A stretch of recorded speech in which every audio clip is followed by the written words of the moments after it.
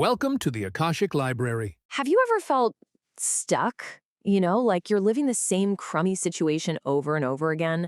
Maybe it's in your relationships, your job, or just life. It's so frustrating, right? But what if I told you this isn't just a string of bad luck? What if the key to breaking these cycles isn't out there somewhere, but it's actually inside you? So in this explainer, we're going to unpack an idea that is so powerful, it might just change how you see everything. It's this concept that in the movie of your life, you're not just some person in the audience watching it all happen. You are the code itself. Okay, let's just chew on that for a second. The big idea here is that your reality, your life, isn't something that just happens to you. It's a direct reflection, like a mirror of your internal world. You're the one creating it, every single moment.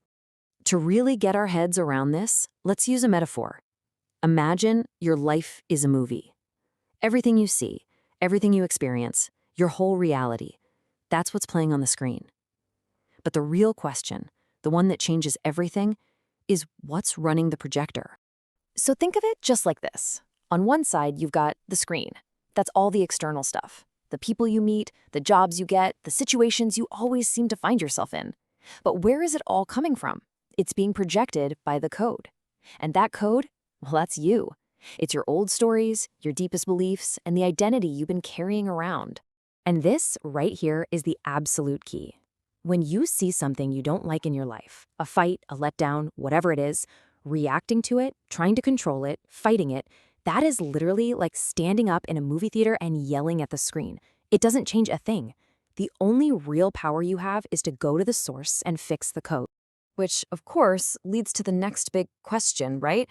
If we're the programmers, why is our code so often, well, faulty? Why do we keep programming the exact same patterns we say we want to get away from? Well, the problem is something we can call faulty code.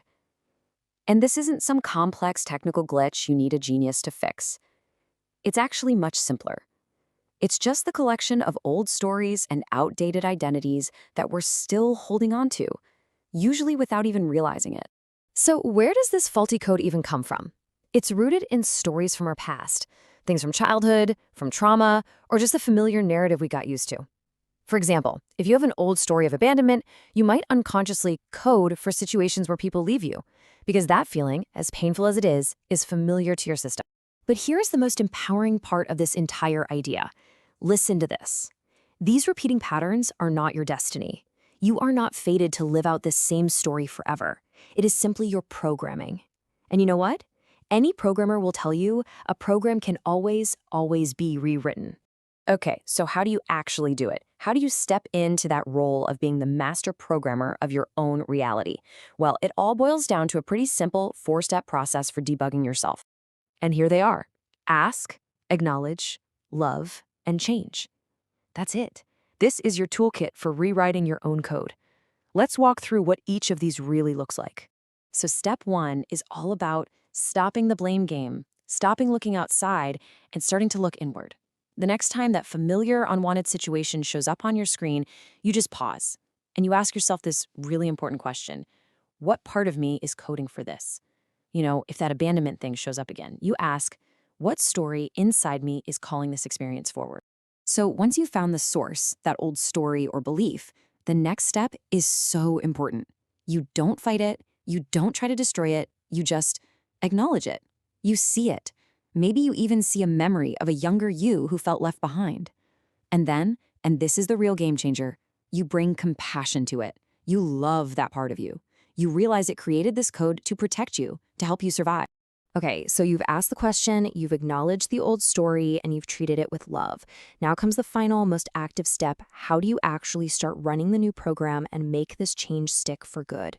This becomes your new mantra. It's like your personal command line. The moment you catch yourself about to act from that old story, maybe you feel that urge to push someone away first so they can't leave you. You tell yourself firmly and clearly, we don't code for that anymore. And this is where the world outside of you actually begins to change. The moment you consciously choose a different behavior, the moment you decide to stay open instead of closing off, the old pattern on your screen loses its fuel. It literally can't materialize if you're not running the code for it. It just starts to dissolve. So, what this all means is you're not a victim of your circumstances. You are the architect. You have the power not just to debug the old programs that have been holding you back, but to write completely new ones from scratch.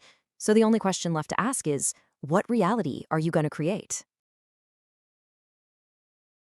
The self you defend is the primary illusion keeping you from peace. Next, find freedom in indifference with stoicism, indifference.